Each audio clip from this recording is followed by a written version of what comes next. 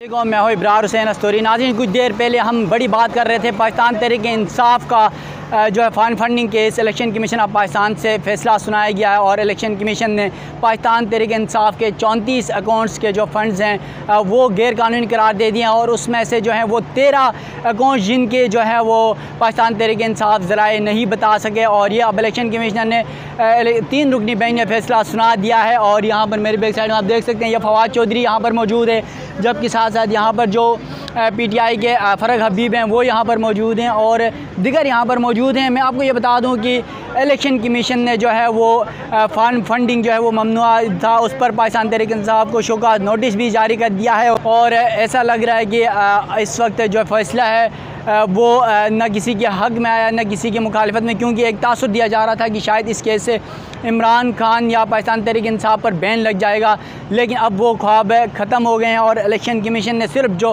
Funding जो के हवाले से जो अकाउंट से उसके फंडिंग ममनुआ करा दी और शोकॉज़ नोटिस जारी कर दिया है। तो ये बड़ा केस था, बड़ा फ़ैसला हुआ आज और यहाँ पर जो है कुछ हम जानने की कोशिश करते हैं जो इलेक्शन कमीशन के अंदर जो साफ़ी इस केस को कवर कर रहे थे। जब केस की समाअत हुई PTI ममनुआ फंडिंग की, तो इसमें जब समाअत के दौरान अनवर मंसूर ने दलाइल दिए तो उस पर इलेक्शन कमीशन ने ख़ुद कहा कि इसको फॉरेन फंडिंग ना कहें बल्कि ममनुआ फंडिंग कहें।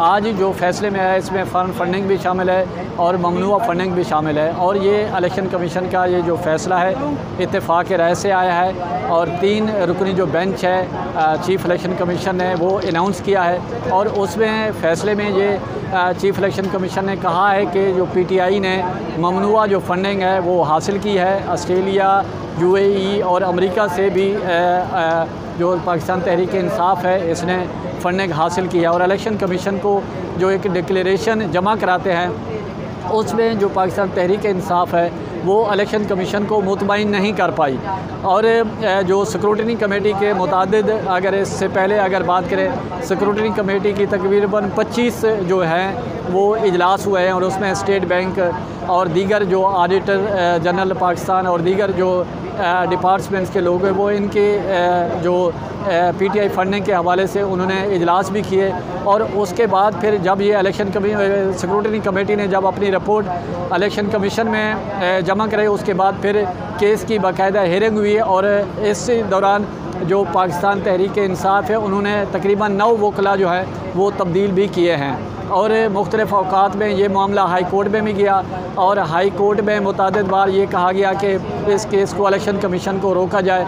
फिर इलेक्शन कमीशन को ये भी कहा गया कि इसका दायरा इख्तियार में नहीं है, समाअत नहीं कर सकता।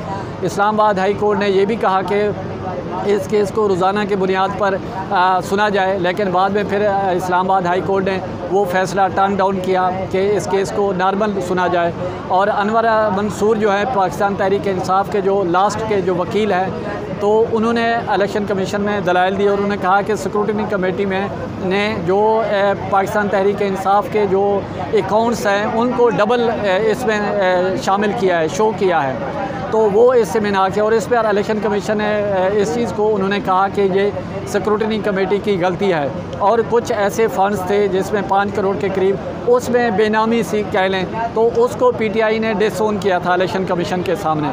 तो उन्होंने कहा कि अगर बेनामी है तो इससे हमारा कोई ताल्लुक़ नहीं है। इलेक्शन कमीशन ने ये जो कि फ़ैसला है 21 जून को फ़ैसला महफूज किया था और उसके बाद फिर सियासी जमातें ज़ाहिर पॉइंट स्कोरिंग तो होती है वो इलेक्शन कमीशन से भी मुलाकातें की मुतादिद बार और इलेक्शन कमीशन ने क्योंकि पिछले दिनों हल्का बंदियों का मामला था, इलेक्शन कमीशन उसमें मसरूफ़ था।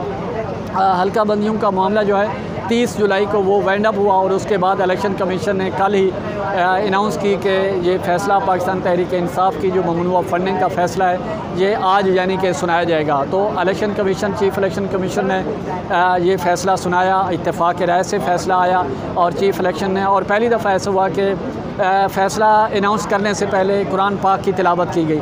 ये इलेक्शन कमीशन की तारीख़ में शायद फ़र्स्ट टाइम ऐसा हुआ है। तो इलेक्शन कमीशन ने फ़ैसला सुनाया और उसमें उन्होंने बरमला कहा कि पाकिस्तान तहरीक-ए-इंसाफ जो है अपनी ये ममनुआ फंडिंग ली है।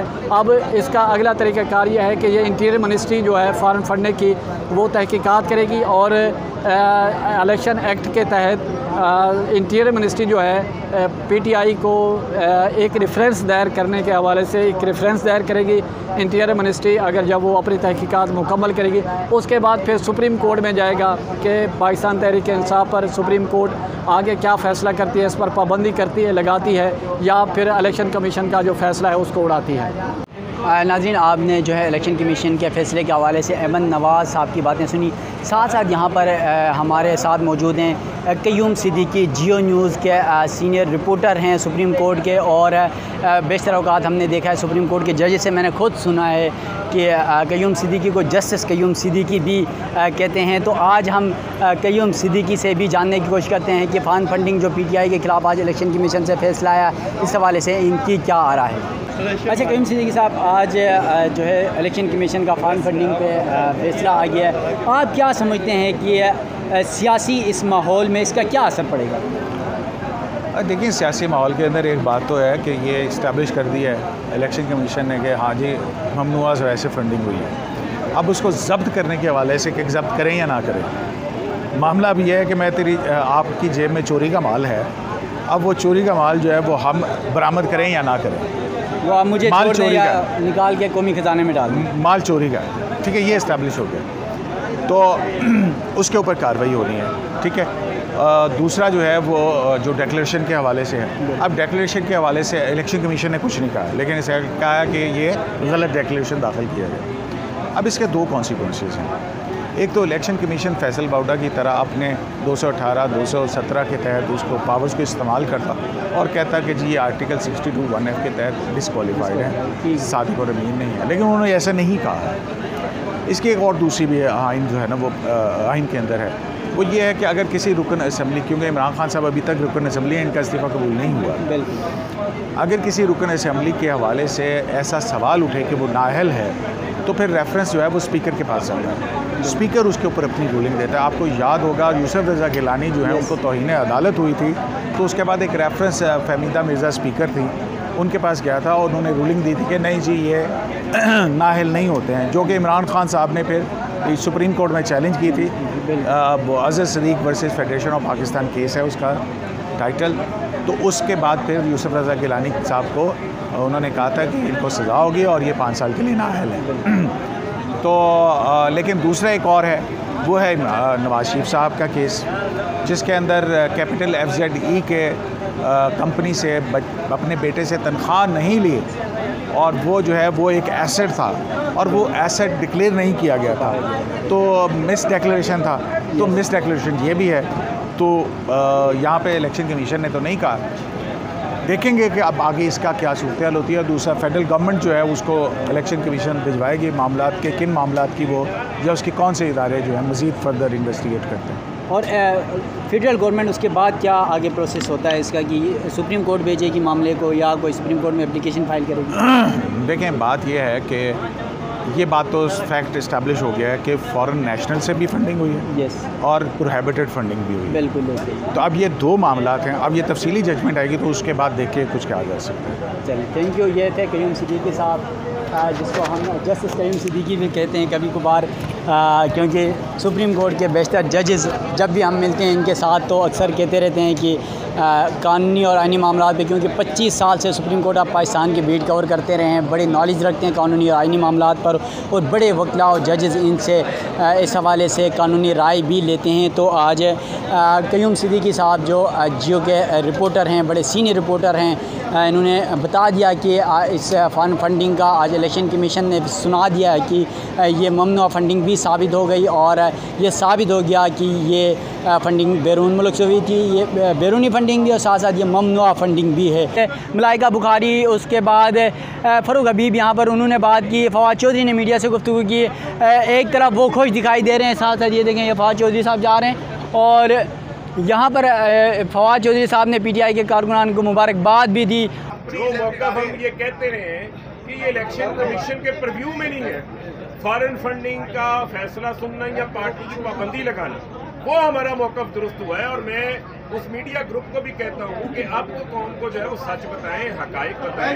आपके लिए जो है वो काफ़ी डिप्रेशन का दिन। मुतमिन के हवाले से हमने पहले ही अपने तहफ़्फ़ुज़ात का इज़हार किया इलेक्शन कमीशन के हवाले से।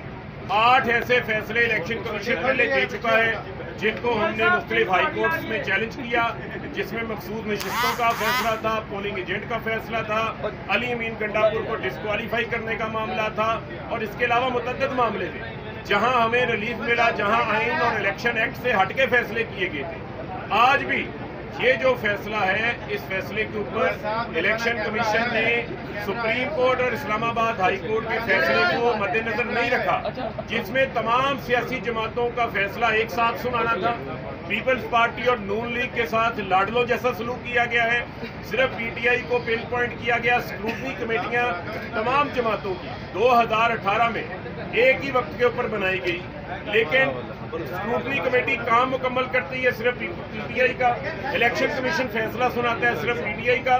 मैं आज इलेक्शन कमीशन से, चीफ इलेक्शन कमिश्नर से ये सवाल पूछता हूँ कि अगर आप जो है वो गैर जानिबदार हैं तो फिर साबित करें पीपल्स पार्टी और नून लीग का फैसला कहाँ पर है। बहुत सारी ख्वाहिशात हैं, बहुत सारे मीडिया ग्रुप्स की और पीडीएम की 11 जमातों की तमाम ख्वाहिशात दम तोड़ गई।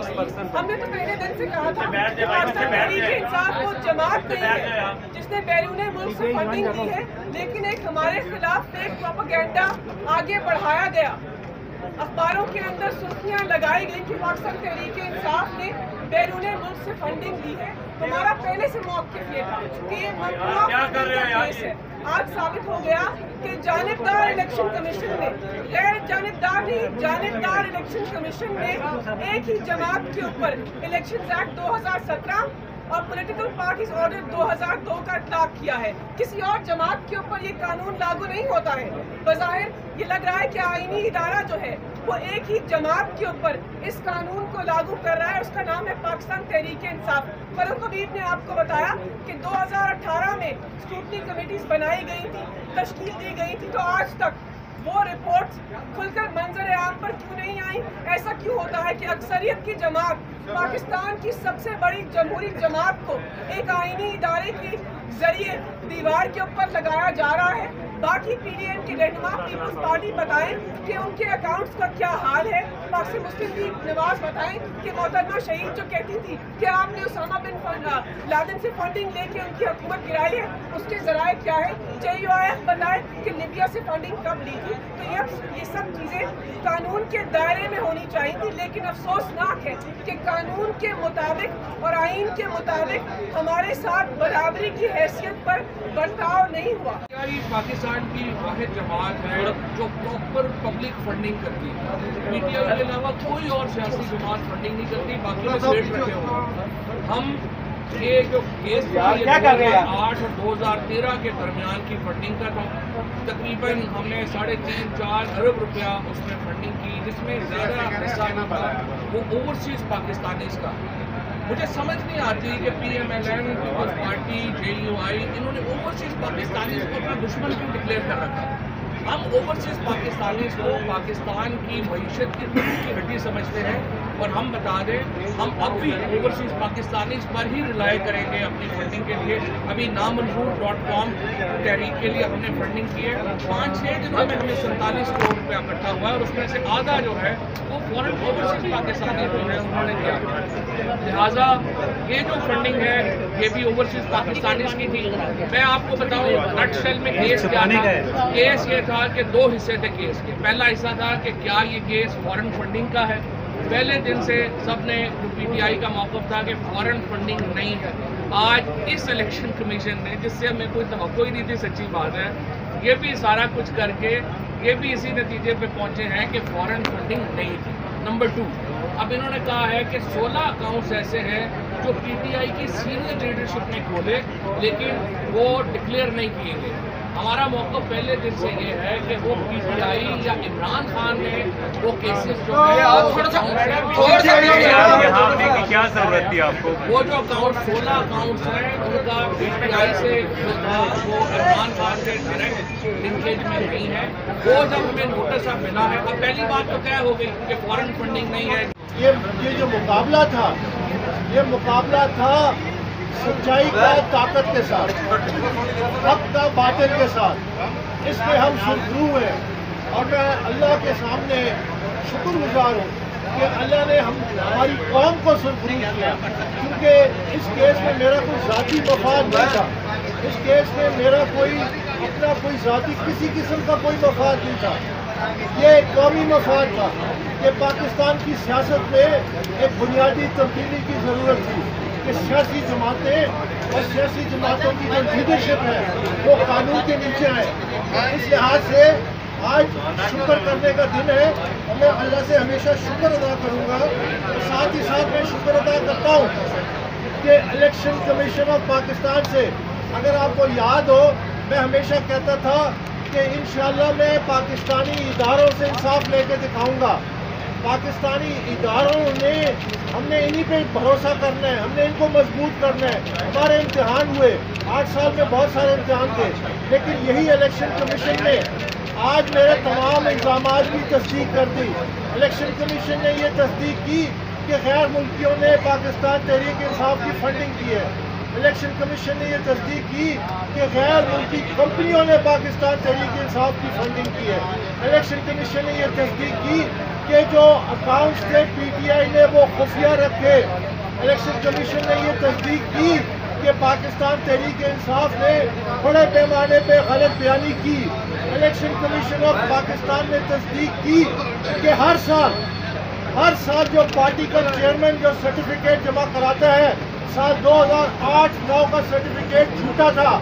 नाज़रीन, आपने यहाँ पर जो है इलेक्शन कमीशन के आज के फैसले की सूरत हाल से आपको मैंने आगाह किया। साथ साथ यहाँ पर जो इलेक्शन कमीशन कवर करने वाले रिपोर्टर्स हैं उनसे भी हमने बात की। साथ साथ PTI के रहनुमा फवाद चौधरी, फ़ारूक हबीब, उसके साथ साथ जो है वो मलिका बुखारी की भी बातें आपको यहाँ पर उनकी भी मीडिया टॉक सुनाई। साथ साथ अकबर इसबाबर जो PTI के बानी रहनुमा कहलाए जाते थे, जिन्होंने PTI के ख़िलाफ़ ही 2014 में इस केस को इलेक्शन कमीशन में फ़ाइल किया और आज 8 साल बाद फ़ैसला आया। साथ साथ यहाँ पर PTI अरकान ने, यहाँ पर PTI के रहनुमाओं ने इस केस को जो फ़ैसला है उसे इलेक्शन कमीशन के इस फैसले को सुप्रीम कोर्ट में चैलेंज करने का भी कहा है। साथ साथ उनकी कानूनी टीम जो है वो मशावरत भी करेगी इस केस का जब तफसीली फ़ैसला आएगा। लेकिन यहाँ पर हमने देखा अकबर इसबाबर जो इस केस के पिटीशन थे, उन्होंने अपनी मीडिया से गुफ्तगू में भी कहा कि वो आज फतहयाब हो गए और ये साबित हो गया कि फॉरेन फंडिंग, ममनू फॉरेन फंडिंग PTI में हुई है। साथ साथ यहाँ पर जो मीडिया सवालात के जवाबात थे उसमें उन्होंने कहा कि वो किसी एक सियासी जमात नहीं बल्कि तमाम सियासी जमातों की जो गैर कानूनी या जो ममनू फंडिंग है उस हवाले से अब एक मेकनिज़म सेट हो गया इलेक्शन कमीशन की जानिब से और ये मुस्तकबिल में तमाम सियासी जमातों के ऊपर ये चीज़ें हो जाएंगी। तो अब देखना ये कि इलेक्शन कमीशन या सुप्रीम कोर्ट या जो मुल्की इदारे हैं, हुकूमत है, या इस पर क्या फ़ैसला करती है, तहरीक इंसाफ इस पर अपना क्या लाए अमल देती है। इन तमाम मामलात को भी हम देखते रहेंगे। अपने मेज़बान इब्राहिम हुसैन अस्तूरी को दीजिएगा इजाज़त। अल्लाह हाफ़िज़।